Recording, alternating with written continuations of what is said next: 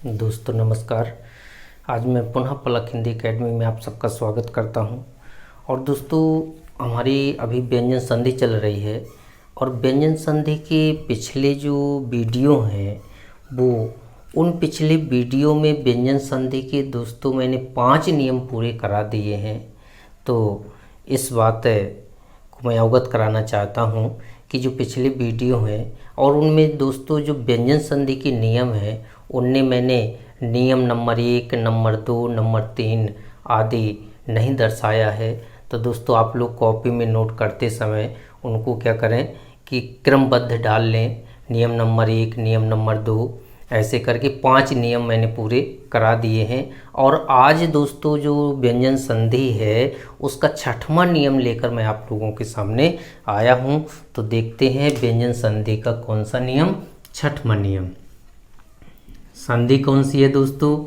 संधि है हमारी व्यंजन संधि है। और व्यंजन संधि का जो हमारा नियम है वो कौन सा है दोस्तों? 6वां नियम है। तो अब आज से हम क्या करेंगे, नियम डालेंगे। और नियम क्या है? नियम नंबर कह दें 6 नंबर का नियम है।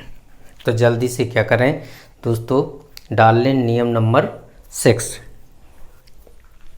और इस नियम में क्या कहा गया है कि ये जो नियम है इसमें दोस्तों एक कहते हैं कि शर्त है। और शर्त क्या होती है, यहाँ मैंने लिखा है, क्या लिखा? चा लिखा है। तो जो अब हमारा 6 नंबर का नियम है इसमें क्या कहा गया है कि चा वर्ण।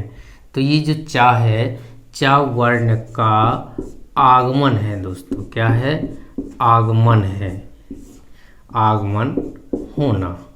किसका आगमन होना? चा वर्ण का आगमन होना। अब ध्यान दें दोस्तों, इसकी जो शर्त है वो तो हम बनाएंगे बाद में। मैंने आपको पिछले वीडियो में बताया था कि जो भी नियम व्यंजन संधि में चलते हैं प्रमुख रूप से वो विच्छेद की बात के नियम होते हैं। तो क्या करते हैं, पहले शब्द लिख लेते हैं। तो मैंने उदाहरण के रूप में आपके सामने एक शब्द रखा और शब्द है कौन सा? परिच्छेद है दोस्तों। क्या है? शब्द आपका परिच्छेद है। और इस शब्द को हमने विच्छेद किया सो क्या बना?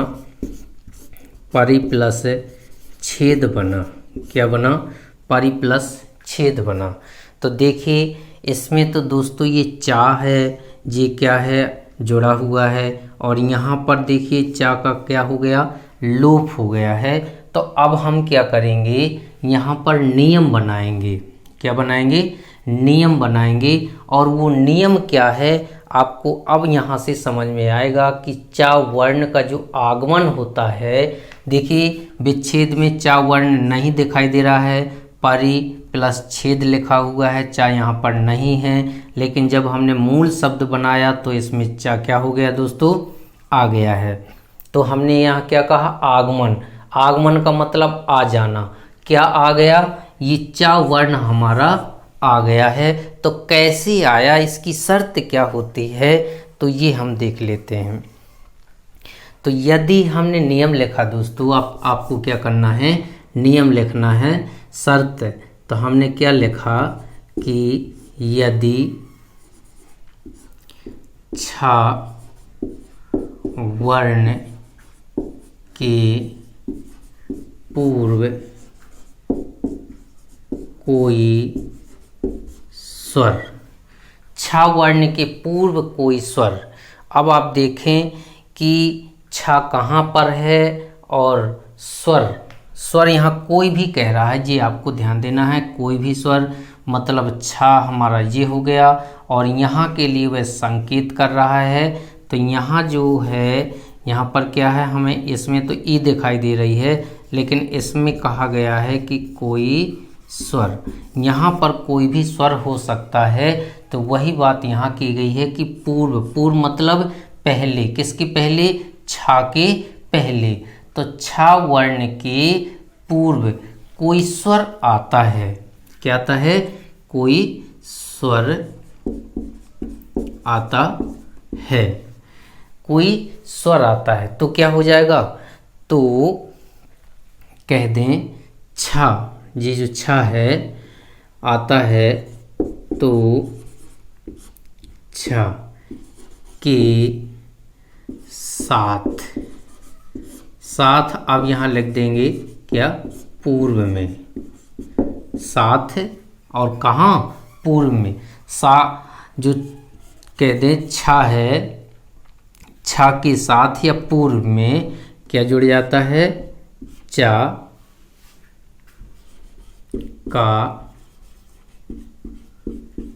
आगमन, चा का क्या हो जाता है, आगमन हो जाता है दोस्तों। किसका आगमन हो जाता है, चा का आगमन हो जाता है। तो ये आपको नियम समझ में आ गया होगा। हमने मूल हेडिंग क्या डाली थी दोस्तों, चा वर्ण का आगमन होना, मतलब चा का क्या हो जाना, आ जाना। लेकिन कैसे आता है, तो जो नियम बताया गया है, नियम देख लें क्या है कि यदि छा वर्ण, छा जो वर्ण है इसके पूर्व कोई भी स्वर, यहाँ तो हमें ई दिखाई दे रही है लेकिन यहाँ कोई भी स्वर कहा गया है, कोई स्वर आ जा, कोई दिक्कत नहीं, आता है तो छा के साथ, और साथ में कहाँ, पूर्व, छा के पूर्व भी कह सकते हैं, छा के साथ भी कह सकते हैं कि ये चा का आगमन हो जाता है। तो शब्द में तो हमें चा मिलेगा दोस्तों, लेकिन जब विच्छेद करेंगे तो ध्यान देना आपको चा का लोप करना पड़ेगा। तो परिधन छेद, अगर परीक्षा में ये विच्छेद दे दिया गया कि परिधन छेद से मूल शब्द क्या बनेगा, तो आपको ध्यान देना है कि छा और छा के पहले कोई स्वर, तो छा के पहले चा का क्या हो जाएगा, आगमन हो जाएगा। यानी हम यहाँ पर क्या लिख देंगे, परिच्छेद लिख देंगे। ये बात आप लोगों की समझ में आ गई होगी।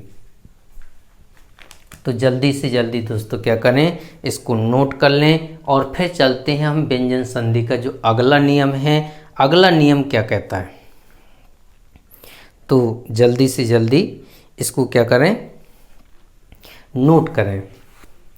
तो ध्यान दें, जो भी नियम व्यंजन संधि में बनते हैं वो विच्छेद के बाद के नियम होते हैं। जब हम किसी शब्द का क्या कर लेते हैं, विच्छेद कर लेते हैं, और वो शब्द हमारे सामने होता है, विच्छेद भी हमारे सामने होता है, तब हम इस नियम को समझते हैं। तो बड़ी आसानी से समझ में हमारे आ जाता है, आपको कोई दिक्कत इसमें नहीं होती है।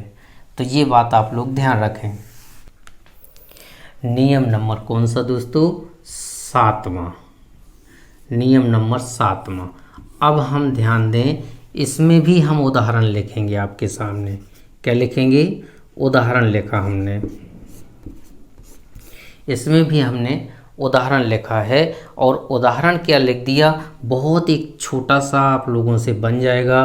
उदाहरण दिया मैंने, निषिद्ध दिया दोस्तों, क्या दिया, निषिद्ध दिया है। इसको हमें क्या करना है, विच्छेद करना है। तो क्या किया हमने, इसको विच्छेद किया तो नी प्लस क्या बन जाएगा, सिद्ध बन जाएगा दोस्तों। क्या बन जाएगा, नी प्लस सिद्ध बन जाएगा। अब देखिए आप लोगों को क्या परिवर्तन दिखाई दे रहा है इसमें। अगर जो परिवर्तन आप लोगों को दिखाई दे गया उसको आपने समझ लिया, मतलब आपने उस नियम को क्या कर लिया, पहचान लिया है। तो अब ध्यान दें, नियम बनाते हैं हम। नियम क्या होगा, अब देखें यहाँ पर ध्यान दें गौर से कि यहाँ पर आया है ये सा, और यहाँ पर आ गया ये सा, मतलब कौन सा सा, कौन सा सा है, ये पा वाला सा कहलाता। लेकिन इसका उच्चारण स्थान दोस्तों क्या होता है, ये मूर्धन्य सा कहलाता है। कौन सा, जो मूर्धा से बोला जाता है उसको ये सा कहा जाता है। यानी ये पहचान है इसकी कि ये मूर्धन्य सा है। और ये जो होता है सा, ये दंत से बोला जाता है, इसलिए इसको क्या कहते हैं, दंती सा कहते हैं, मतलब दंत से बोला जाने वाला। तो ये मूर्धन्य सा कहलाता है, ये दंती सा कहलाता है। और एक सा और बचा दोस्तों आपके सामने, वो सा कहाँ से बोला जाता है जी आप लोग मुझे कमेंट बॉक्स में लिख कर के बताएंगे कि जी जो सा एक बचा हुआ है ये कहाँ से बोला जाता है, इसका उच्चारण स्थान क्या है, जी आप हमें क्या करेंगे बताएंगे। तो देखिए दोस्तों इस शब्द में आपको क्या मिला कि यहाँ जो ये मूर्धन्य सा है, इस सा के स्थान पर आपको देखो दंती सा दिखाई दे रहा है, दिखाई दे रहा है कि नहीं दिखाई दे रहा। तो आप सीधा सीधा कह देंगे कि ये सा किस में चेंज हो जाता है, इस सा में चेंज हो जाता है। तो ये तो आपको बात दिखाई दे रही है, आप ऐसा बोल सकते हैं, कह सकते हैं, आपकी बात सही है, बिल्कुल राइट है। लेकिन दोस्तों इसका भी कोई एक नियम है और उस नियम को देखते हैं, वो नियम क्या है और कैसे ये सा कह दें जो मूर्धन्य सा है दंती सा में चेंज होता है, उसकी शर्त क्या है। तो जी आप लोग थोड़ा सा क्या कर लें, देख लें। तो चलिए दोस्तों जल्दी से नोट करते हैं। तो लिखा यदि सा, ध्यान दें ये देखो सा आ गया, इसी सा को मैंने यहाँ लिख दिया। यदि सा वर्ण के पूर्व, पूर्व मतलब पहले, पूर्व मतलब पहले, कौन से सा के, दंती जो सा है उस सा के पहले, पूर्व का मतलब होता है पहले, यानी यदि सा वर्ण के पूर्व इस सा के पहले। अब आगे क्या कह रहा है कि इस सा के पहले छोटा आ और बड़ा, ये दो, ध्यान देना ये दो आ गए, छोटा और बड़ा, स्वर को छोड़कर, इन दोनों स्वरों को छोड़कर कोई अन्य स्वर आता है तो सा के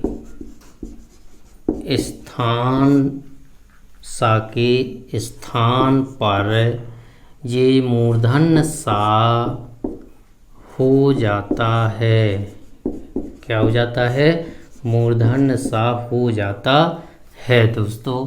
तो जब हम अभी वर्णमाला आप लोगों को पढ़ाएंगे तो उस वर्णमाला में ये कौन सा वर्ण कहाँ से बोला जाता है ये आप लोगों को मैं बताऊंगा। लेकिन आप लोगों को अभी ये ध्यान रखना है कि कौन सा सा किस सा में बदल जाता है। तो ये जो मूर्धन्य सा है ये हमें शब्द में मिलेगा दोस्तों, और जब विच्छेद करेंगे तो ये दंती सा में बदल जाएगा। लेकिन इस सा के पहले देख लें या फिर इस सा के पहले देख लें, ध्यान दें दोस्तों, इन दोनों सा के पहले देख सकते हैं। इस सा के पहले मतलब यहाँ पर देख सकते हैं या फिर इस सा के पहले यहाँ पर देख सकते हैं। हमें क्या नहीं मिलना चाहिए, छोटा आ और बड़ा आ नहीं मिलना चाहिए। यदि ये दोनों नहीं मिलते हैं और कोई स्वर मिलता है तो ये सा के स्थान पर ये सा हो जाता है। तो अब क्या करेंगे कि इस शब्द से क्या करेंगे,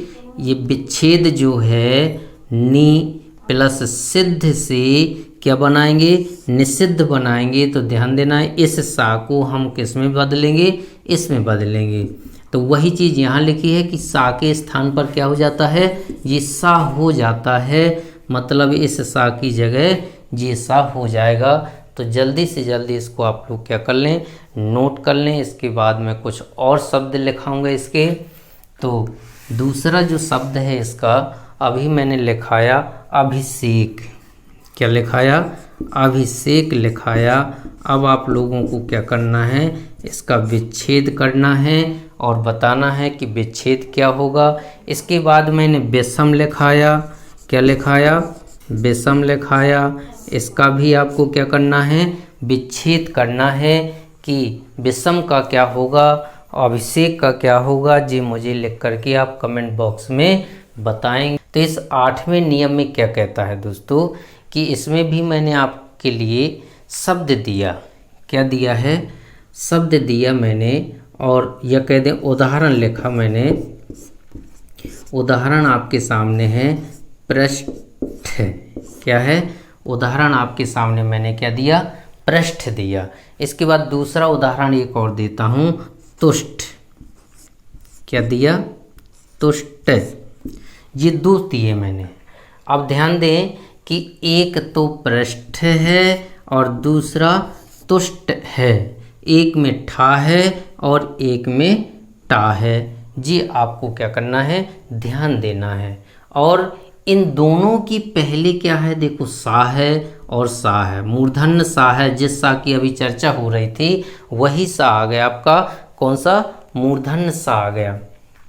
तो यहाँ पृष्ठ है, ध्यान देना जी, प्रा बना हुआ है जी, आपका क्या है? पृष्ठ है।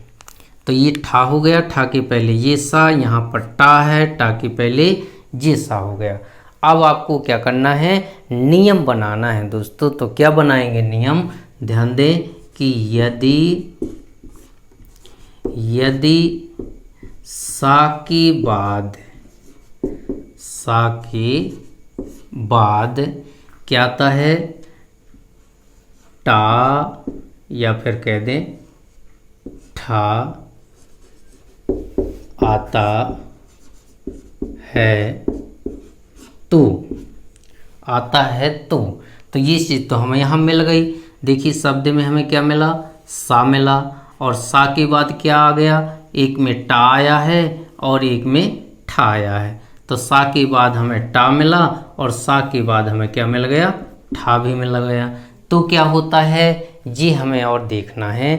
तो आता है तो टा, टा का क्या हो जाता है? ता और ठा का था हो जाता है। तो अब क्या करेंगे हम? यहाँ विच्छेद करेंगे, ध्यान देना। तो यहाँ पर मैंने क्या लिखाया? टा आता है तो क्या हो जाएगा? ता। और यदि ठा आता है तो क्या हो जाएगा? था हो जाएगा। तो यहाँ पर हमें पहले में क्या मिला? ठा मिला हुआ है। तो इसको हमने विच्छेद किया तो क्या बन जाएगा? प्रस बन जाएगा। और इसके बाद यहाँ देखो ठा है तो ठा का क्या हो जाता है? था हो जाता है, यानी प्रस प्लस था हो जाएगा। और इसके बाद कह रहा है तुष्ट। टा है तो हमने इसको क्या किया कि विच्छेद किया तो बन गया आपका तुस। और उसके बाद क्या मिला हमें? सा के बाद टा मिला है तो टा का क्या हो जाता? ता हो जाता है, यानी यहाँ पर क्या हो जाएगा? ता हो जाएगा। जी आपका अगला नियम कौन सा नियम?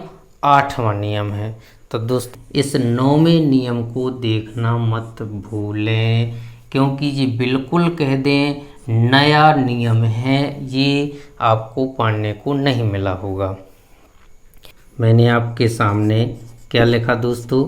उदाहरण लिखा है। और उदाहरण में मैंने लिखा अहो रात्र। क्या लिख दिया? अहो रात्र लिख दिया। और दूसरा जो कह दें इसका उदाहरण है तो एक और उदाहरण लिख दिया मैंने, अहो रूप लिख दिया। ये दोस्तों देखें आप लोगों को बिल्कुल नए शब्द हैं। ये शब्द आप लोगों को व्यंजन में नहीं मिले होंगे। तो अब यहाँ पर देखिए क्या कह रहा है। विच्छेद के बाद का नियम चलता है, जी आप लोगों को बात पता है। तो मैंने इसमें क्या लिख दिया? विच्छेद कर दिया इसका कि आहन प्लस रूप कर दिया, सॉरी आहन प्लस रात्र कर दिया तो अहोरात्र हो गया। और इसमें मैंने क्या कर दिया कि आहन प्लस रूप कर दिया, सो क्या हो गया? अहोरूप हो गया। तो ध्यान दें अब नियम बनाना है हमें। तो क्या लिखा हमने कि यदि आहन क्या है? आहन शब्द के बाद, किसके बाद? आहन शब्द के बाद, आहन ये है और इसके बाद, आहन शब्द के बाद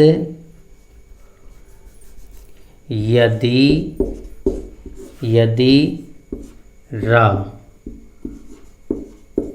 वर्ण आता है, रा वर्ण आता है तो आहन का अहो हो जाता है। क्या हुआ? यदि कह रहा है आहन जो शब्द है जी आ गया, आहन के बाद यदि कह रहा है क्या आ गया? रा वर्ण आ गया। मतलब यहाँ पर हमें क्या दिखाई दे रहा है? रा। तो पहले आहन है और इसके बाद यहाँ पर क्या दिखाई दे रहा है? रा वर्ण आता है तो आहन, जो आहन है, आहन का क्या हो जाता है? आहू हो जाता है। तो क्या करेंगे कि आहन प्लस रात से हमने एक मूल शब्द बना दिया, तो आहन का क्या हो गया?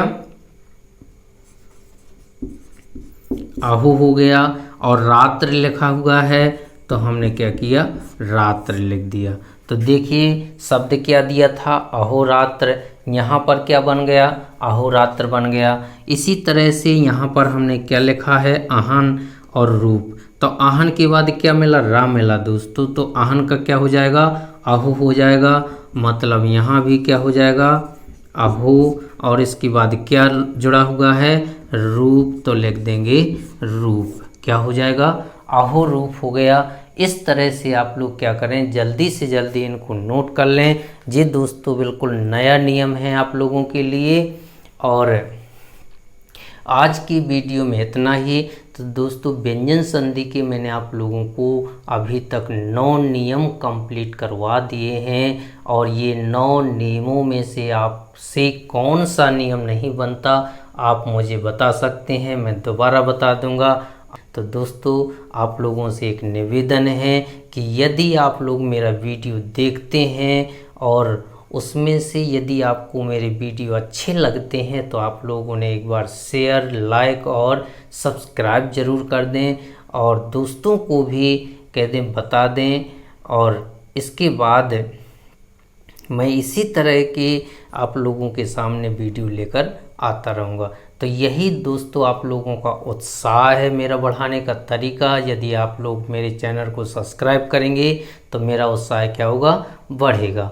इसके अलावा बस यही एक आपसे मैं अपेक्षा या आशा रखता हूँ कि आप मेरे चैनल को, मेरे वीडियो देखेंगे और चैनल को सब्सक्राइब करेंगे।